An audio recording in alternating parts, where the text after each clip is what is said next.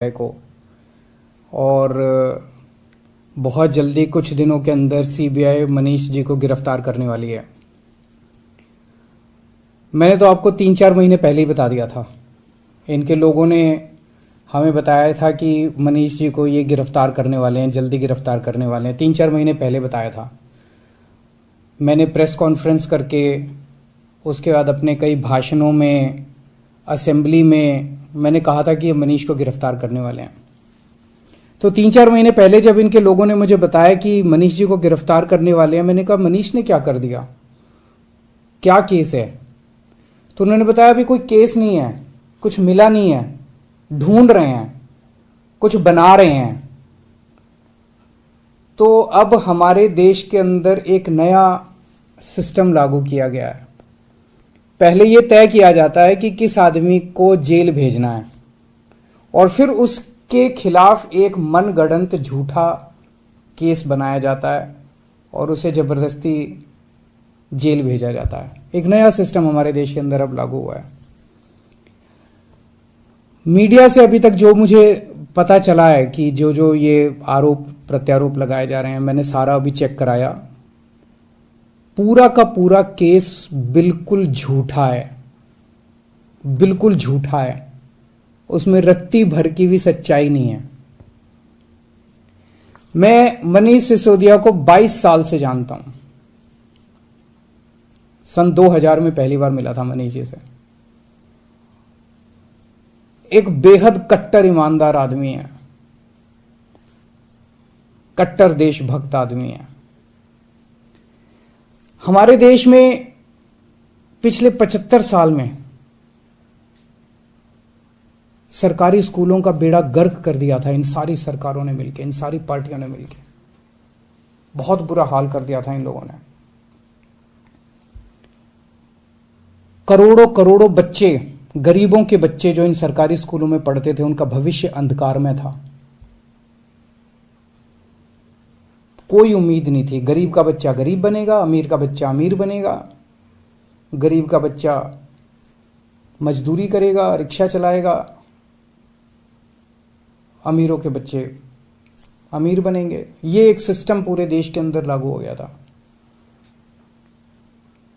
पहली बार आम आदमी पार्टी की जब सरकार बनी दिल्ली के अंदर, मनीष सिसोदिया जी एजुकेशन मिनिस्टर बने। दिल्ली के अंदर भी सरकारी स्कूलों का बहुत बुरा हाल था। दिल्ली के अंदर मनीष सिसोदिया ने रात दिन मेहनत करके दिल्ली के सरकारी स्कूलों को शानदार बनाया। ऐसा बनाया कि अब अमीर लोग भी अपने बच्चों को सरकारी स्कूल में भर्ती करा रहे हैं। अमीरों के और गरीबों के बच्चों को एक जैसी शिक्षा मिल रही है। दिल्ली के सरकारी स्कूलों के अंदर एक ही डेस्क पे एक जज का, एक अफसर का और एक रिक्शे वाला का बच्चा बैठ के एक ही डेस्क पे बैठ के पढ़ते हैं। मनीष सिसोदिया ने केवल दिल्ली के स्कूल ठीक नहीं किए, देश के करोड़ों करोड़ों बच्चों को एक उम्मीद दी है कि सरकारी स्कूल भी ठीक हो सकते हैं, गरीबों के बच्चों का भविष्य भी अच्छा हो सकता है। सुबह 6 बजे मनीष सिसोदिया अपने घर से निकल जाते हैं और अलग अलग स्कूलों के अंदर दौरा करते हैं, सरकारी स्कूलों के अंदर दौरा करते हैं।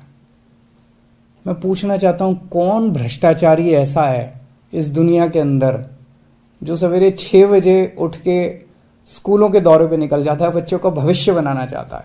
कौन भ्रष्टाचारी ऐसा है? तो जेल से हमें डर नहीं लगता। हमें इनको थोड़ा सा ये लोग समझ लें कि इनको लगता होगा जेल से हमें डर नहीं लगता। तुम लोग सावरकर की औलाद हो जिसने अंग्रेजों से माफी मांगी थी।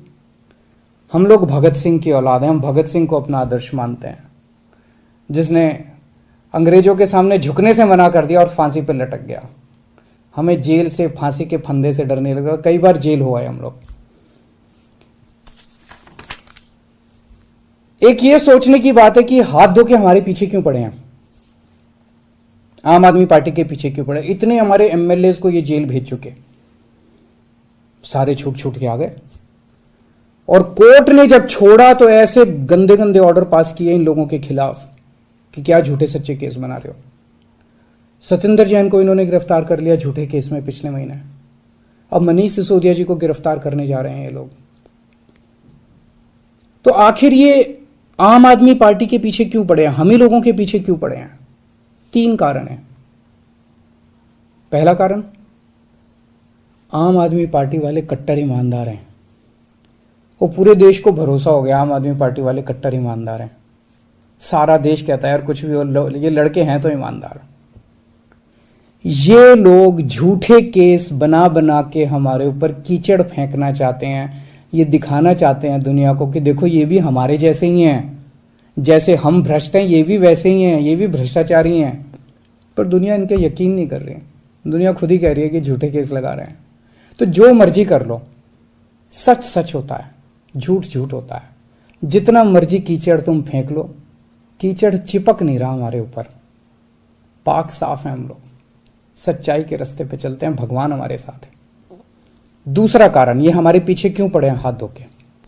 जब से पंजाब में आम आदमी पार्टी जीती है, पूरे देश के अंदर आम आदमी पार्टी की आंधी आ रही है। पूरे देश के अंदर आम आदमी पार्टी की चर्चा हो रही है। पूरे देश में आम आदमी पार्टी फैल रही है। ये उसे रोकना चाहते हैं। ये नहीं चाहते कि आम आदमी पार्टी पूरे देश के अंदर इनकी टक्कर में खड़ी हो। पर मैं इन्हें कहना चाहता हूं, तुम जो मर्जी कर लो, आम आदमी पार्टी को पूरे देश में फैलने से कोई नहीं रोक सकता। आम आदमी पार्टी पूरे देश के लोगों की उम्मीद बन चुकी है। देश के अंदर हर आदमी चाहता है मेरे बच्चे को अच्छी शिक्षा मिले।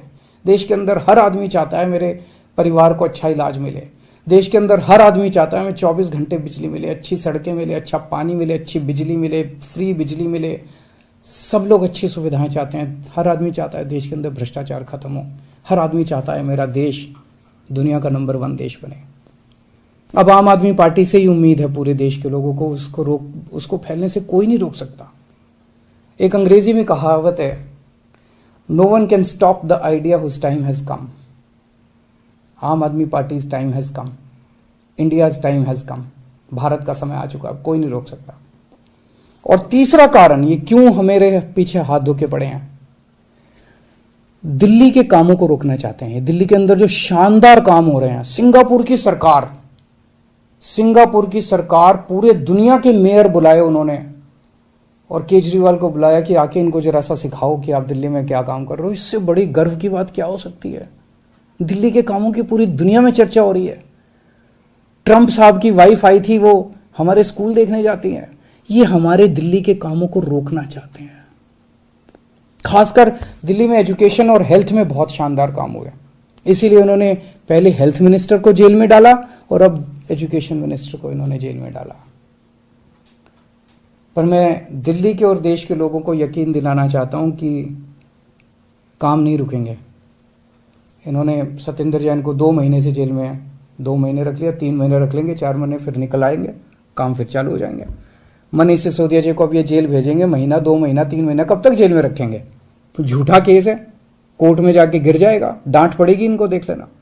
मनीष सिसोदिया जी बाहर निकल आएंगे। काम नहीं रुकेगा। 75 साल में इन पार्टियों ने मिलकर देश को बर्बाद कर दिया। 75 साल में कितने देश हमसे आगे निकल गए? क्यों? हमारे में कोई कमी है? भारत के लोगों में कोई कमी है? सबसे इंटेलिजेंट लोग हैं भारत के लोग। इन पार्टियों ने दगा दिया है, इन्होंने लूटा है, इन पार्टियों ने मिलकर देश को लूटा है। ये अपनी लूट जारी रखना चाहते हैं, लेकिन अब देश खड़ा हो रहा है।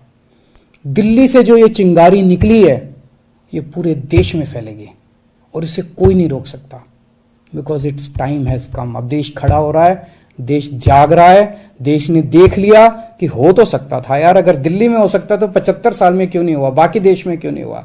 इन पार्टियों ने मिलकर देश को जानबूझ के गरीब रखा, इन पार्टियों ने मिलकर देश को जानबूझ के अनपढ़ रखा। अब नहीं होगा। अब मेरा देश दुनिया का नंबर 1 देश बन के रहेगा। तुम जितने मनीष सिसोदिया को जेल में डाल लो, जितने सत्येंद्र जैन को, अरविंद केजरीवाल को भी डाल लो, सूली पे चढ़ा दो। खूब अरविंद केजरीवाल निकलेंगे, खूब मनीष सिसोदिया निकलेंगे। अब तो देश आगे बढ़ेगा। नमस्कार।